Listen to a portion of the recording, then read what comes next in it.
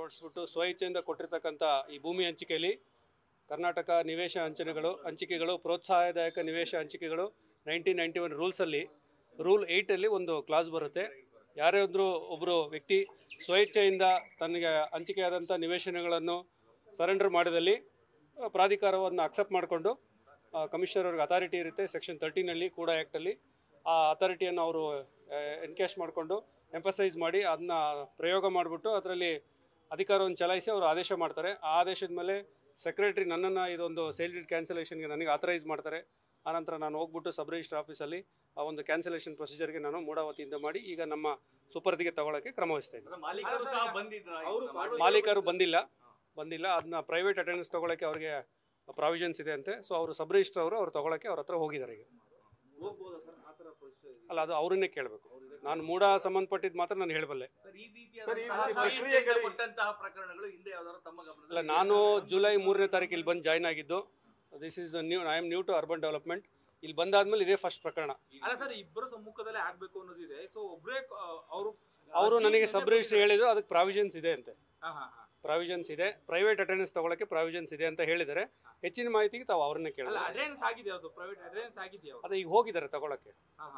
Sir, ಈ ರೀತಿ site ಕೊಟ್ರೆ 24 ತಾಸು ಒಳಗಡೆಗೆ ರದ್ದು ಮಾಡಬಹುದು? ಖಂಡಿತ ಮಾಡಬಹುದು, ಕಾನೂನಲ್ಲಿ ಅವಕಾಶ ಇದ್ರೆ ಮಾಡಬಹುದು. ಇಲ್ಲಿ ಎಲ್ಲರದ್ದು ಪ್ರಶ್ನೆ ಇರ್ತಕ್ಕಂಥದ್ದು, ಇಡೀ ಪ್ರಕರಣ ಕೋರ್ಟ್ನಲ್ಲಿ ಇರುವಂತಹ ಸಂದರ್ಭದಲ್ಲಿ ಯಾವ ರೀತಿಯಾಗಿ ರದ್ದಾಗ್ತವೆ ಅನ್ನೋದು. ಸೊ ಅದಕ್ಕೆ ಸ್ಪಷ್ಟೀಕರಣ ನಾವೇನಂದ್ರೆ, ಈಗ ಮಾನ್ಯ ಆಯುಕ್ತರು ಇದ್ರ ಬಗ್ಗೆ ಕೂಲಂಕುಷವಾಗಿ ಎಲ್ಲ ತಹಶೀಲ್ದಾರ್ಸು, ನಮ್ಮ ಸಂಬಂಧಪಟ್ಟ ಅಧಿಕಾರಿಗಳು ಎಲ್ಲರನ್ನು ಕರೆದು ಬೆಳಗ್ಗೆ ತುರ್ತು ಸಭೆ ಕರೆದು ಕ್ಲಾಸಸ್ ಎಲ್ಲ ನೋಡಿ ನಮ್ಮಲ್ಲಿರ್ತಕ್ಕಂಥ ಪ್ಯಾನೆಲ್ ಅಡ್ವೊಕೇಟ್ಗೆ ಚೆಕ್ ಮಾಡಿಕೊಂಡು ನಾವು ಲೀಗಲ್ ಅಡ್ವೈಸರು ಚೆಕ್ ಮಾಡಿದ್ವಿ.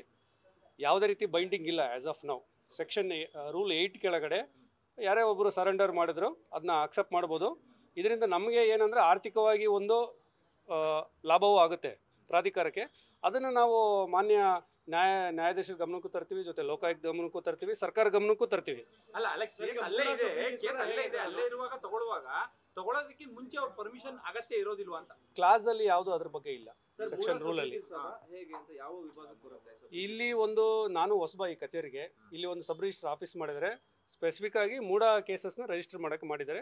ಸೊ ಅದರಿಂದ ನಮಗೆ ಇಮಿಡಿಯೇಟ್ ಆಗಿ ಸೌಲಭ್ಯ ಸಿಗುತ್ತೆ. ಸಂಬಂಧಪಟ್ಟಂತೆ ಈಗ ಆಗಿರ್ತಕ್ಕಂಥ ಡೆವಲಪ್ಮೆಂಟ್ ಸಂಬಂಧಪಟ್ಟಂತೆ ಕೋರ್ಟ್ಗೆ ಲೋಕಾಯುಕ್ತಗೆಲ್ಲ ಯಾವಾಗ ವರದಿ ಹೋಗುತ್ತೆ? ಇವತ್ತೇ ರೆಡಿ ಮಾಡ್ತಾ ಇದ್ದೀವಿ. ಇವತ್ತೇ ರೆಡಿ ಮಾಡ್ತಾ ಇದ್ದೀವಿ. ಹೊರಟ್ರು ಅವರು ಅಟೆಂಡೆನ್ಸ್ ತಗೊಳಕ್ ಹೋಗಿದ್ದಾರೆ ಪ್ರೈವೇಟ್ ಲೊಕೇಶನ್. ಮಾದರಿ ಪ್ರಕರಣ ಅಂತ ಇಟ್ಕೊಂಡು ನಾಳೆಯಿಂದ ಈ ರೀತಿ ಕೆಲವರು ವಾಪಸ್ ಕೊಡ್ಲಿಕ್ಕೆ ಬಂದ್ರೆ ಇಷ್ಟೇ ವೇಗವಾಗಿ ಈ ಒಂದು ಪ್ರೊಸೀಜರ್ ಆಗುತ್ತಾ? ಡೆಫಿನೆಟ್ಲಿ ಮಾಡ್ತೀವಿ. ಯಾರೇ ಬಂದು ಕೊಟ್ಟರು ಇಮಿಡಿಯೇಟ್ ಆಗಿ ನಾವು ಕ್ರಮ ವಹಿಸ್ತೀವಿ. ಡೆಫಿನೆಟ್ಲಿ ಮಾಡ್ತೀವಿ. ಯಾರೇ ಬಂದು ಸ್ವಇಚ್ಛೆಯಿಂದ ಸರೆಂಡರ್ ಮಾಡಿದ್ರು ನಾವು ತುರ್ತುಗತಿಯಲ್ಲಿ ನಾವು ಪ್ರಕರಣವನ್ನು ವಾಪಸ್ ತಗೊಳ್ತೀವಿ. ಕಾನೂನಲ್ಲಿ ಅವಕಾಶ ಇದೆ. ಕ್ಯಾನ್ಸಲ್ ಮಾಡಿಸ್ಬೇಕು ಅಂತ ಅಂತಾರೆ ಸರ್. ಪ್ರಾಧಿಕಾರದ ಸಭೆಯಲ್ಲಿ ಇಟ್ಟು ಚರ್ಚೆ ಆಗಿ ಕ್ಯಾನ್ಸಲೇಷನ್ ಆಗ್ಬೇಕು ಅಂತ. ಅಲ್ಲ, ನಮಗೆ ನೋಡಿ, ಈಗ ತಮಗೂ ಗೊತ್ತಿದೆ, ಸರ್ಕಾರ ಆದೇಶ ಮಾಡ್ತು ಕಾಯ್ದೆ ಪ್ರಕಾರ ಕೆಲಸ ಮಾಡಿ ಅಂತ. 1987 ಆಕ್ಟು ಚಾಲ್ತಿಯಲ್ಲಿರುವ ನಿಯಮ, ಆದೇಶಗಳು, ಸುತ್ತೋಲೆಗಳ ಅನ್ವಯ ನೀವು ಕೆಲಸ ಮಾಡಿ ಅಂತೇಳಿ ಆದೇಶ ಕೊಡ್ತು. ಅದಾದ ನಂತರ ನಾವೇನು ಮಾಡಿದ್ವಿ, ನಮಗೆ ಬಂದು ಇವತ್ತು ಸ್ವಇಚ್ಛೆಯಿಂದ ಕೊಟ್ಟರು. ನಾವು ಈ ಗೊಂದಲದಲ್ಲಿ ಒಳಗಾಗಿ ನಾವೆಲ್ಲ ಕೂಲಂಕುಷವಾಗಿ ಸಮಗ್ರವಾಗಿ ಎಲ್ಲ ವಿಚಾರ ಮಾಡಿಬಿಟ್ಟು ಎಲ್ಲರೂ ಒಪಿನಿಯನ್ ತೊಗೊಂಡು, ಸೊ ರೂಲ್ಸ್ 1998 ರೂಲ್ 8ಅಲ್ಲಿ ನಮಗೆ ಪ್ರಾವಿಷನ್ ಇದೆ. ಆ ಪ್ರಾವಿಷನ್ಸ್ ಮೇಲೆ ನಾವು ಮಾಡಿದ್ವಿ. ಮಾಡಬಾರ್ದು ಅಂತನೂ ಇಲ್ಲ, ಮಾಡ್ಬೋದು, ಡೆಫಿನೆಟ್ಲಿ ಮಾಡ್ಬೋದು. ಇಲ್ಲ ಆ ತರ ಯಾವುದು. ಈಗ ಮೂಡ ಮೇಲೆ ಇರ್ತಕ್ಕಂಥ ಆರೋಪ ಏನಂದ್ರೆ, ಕಳೆದ 4-5 ವರ್ಷಗಳಿಂದ ಕೂಡ 4000ಕ್ಕೂ ಅಧಿಕ ಸೈಟ್ಗಳನ್ನ ಈ ರೀತಿ ಕೊಡಲಾಗಿದೆ ಅಂತ ಹೇಳಿ. ಸೊ ತಾವು ಹೆಚ್ಚಿನ ಮಾಹಿತಿ ನಮ್ಮ ಆಯುಕ್ತರಿಗೆ ಕೇಳಬೇಕು. ಈ ಪ್ರಕರಣದ ಬಗ್ಗೆ ನಾನು ಹೇಳಬಲ್ಲೆ. ಪ್ರಸನ್ನ ಕುಮಾರ್ ಅಂತೇಳಿ KS ಆಫೀಸರ್. ಸೈಟ್ಗಳನ್ನ ಈಗ ವಾಪಸ್ ಕೊಡ್ಲಿಕ್ಕೆ ಬಂದ್ರೆ ತಗೋತೀರಾ?